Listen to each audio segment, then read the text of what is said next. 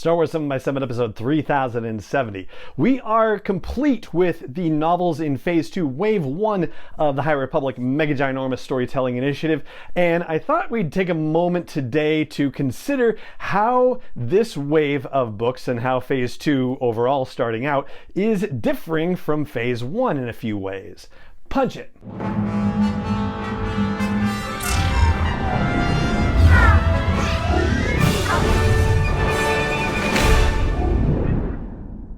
Hey Rebel Rouser, I'm Alan Voivod and this is Star Wars 7x7, your daily dose of Star Wars joy.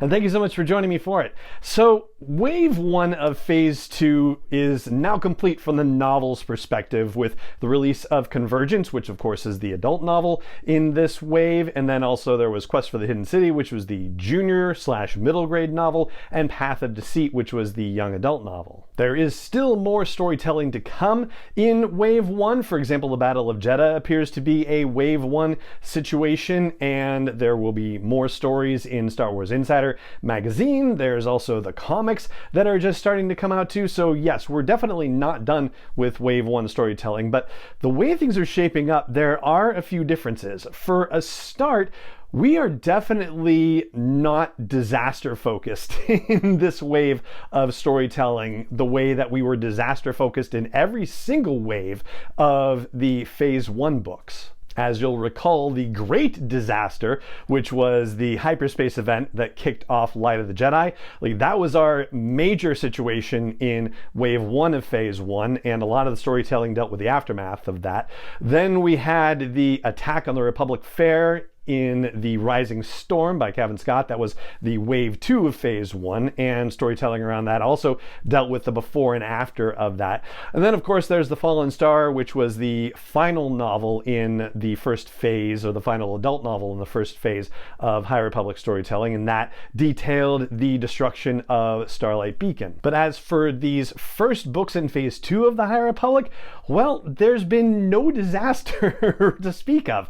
I mean, yes, we have the forever war that's taking place between Irem and Irona, pronunciation, and even that, there's not a lot of significant action in the sense of it's not really tremendously war focused, right? It's definitely more about the things that are happening in and around the edges of the war and the political intrigue and whatnot. It's not about the actual conflict itself. Now, this, of course, may change a little bit with the Battle of Jedha. I mean, it's got battle in the title for that audiobook original that's coming at the beginning of next year, but definitely not a disaster-focused situation like Phase 1 storytelling was. Instead, we get a lot of time for world building in the Phase 2 novels. We're talking about the kind of information and details about the state of the galaxy that, yes, we do get in Phase 1 to, a large degree, but the novels themselves are very focused on the fact that we are in a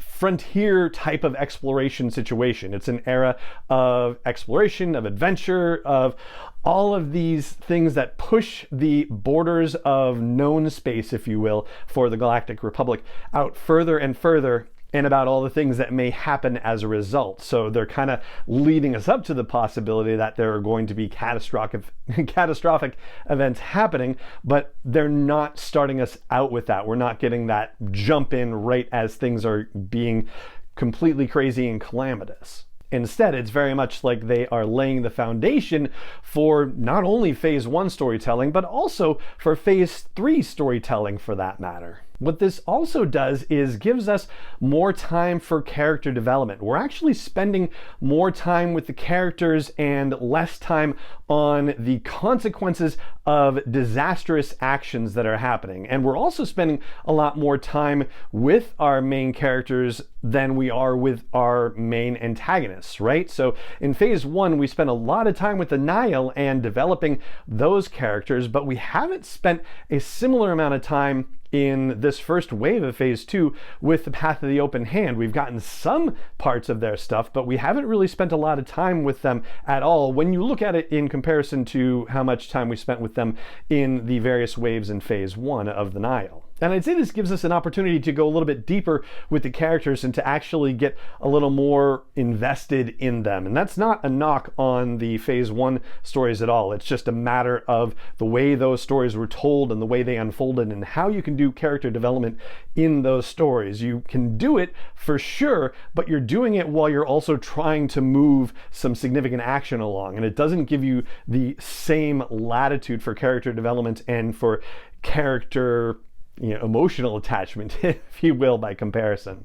And for me, at least, that highlights another aspect of these first stories in Phase 2 that is different from Phase 1, and that's there's more of a palpable sense of danger to the characters that we're meeting so far. So yes, from a certain point of view, if you will, one of the good things about High Republic storytelling is that the majority of the characters are going to be gone, passed away, by the time we get to The Phantom Menace. So there is ample opportunity for the authors and storytellers and story architects of the High Republic to decide, yeah, we're going to kill off this character, we're going to kill off that character, and certainly Cavan Scott and Claudia Gray have a reputation for being rather merciless in that regard.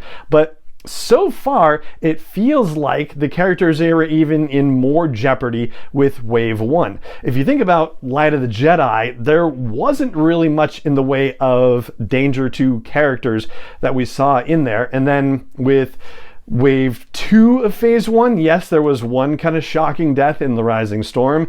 And in Wave 3, there were definitely a couple more here and there, but I feel like we were right out of the gate with danger to people that we knew and met in Wave 1 of Phase 2, and it didn't necessarily feel that way with the start of Phase 1. So yeah, I feel like the jeopardy is increased, and certainly with Path of Deceit, I think the heightened tension there and the way the Nameless were introduced in that story, yeah, I'm feeling like I'm white-knuckling things more with this first wave of Phase 2 than I did with the whole of Phase 1. But there is one similarity between Phase 1 and Phase 2 so far that is a little bit surprising in a way, and I'm kind of glad and also kind of not glad, and I'm okay with it either way. But there's a certain character, and I've already named him, it's Yoda, who is not being deployed nearly as much as you might have hoped or expected in High Republic storytelling. The fact that he's there just makes you want to, grab onto him. Like, tell us more about a younger Yoda. And now we're in Phase 2. Tell us more about an even younger Yoda. And they're being very sparing in their deployment of Yoda in the storytelling so far in the High Republic. He appeared in, some stories in Phase 1, but it was, comics and then an appearance in Midnight Horizon, and, otherwise it was pretty limited, and then just, kind of mentions here and there.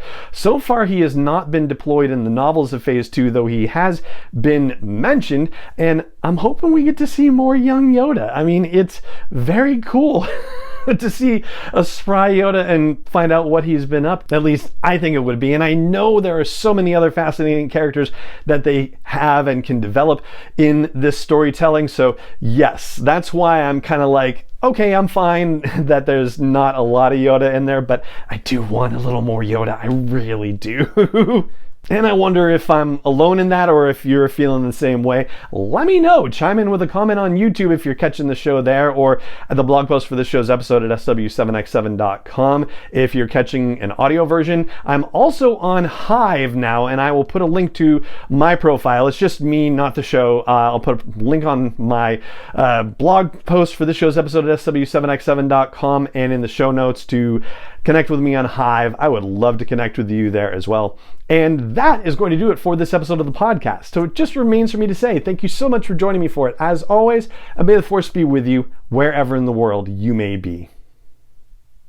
7x7 is not endorsed or sponsored yet by Lucasfilm Limited, Disney, or 20th Century Fox, and is intended for entertainment and information purposes only. Star Wars, the Star Wars logo, all names and pictures of Star Wars characters, vehicles, and any other Star Wars related items are registered trademarks and/or copyrights of Lucasfilm Limited, or their respective trademark and copyright holders. May the Force be with them. All original content is copyright 2021 by Star Wars 7x7. We hope you love it.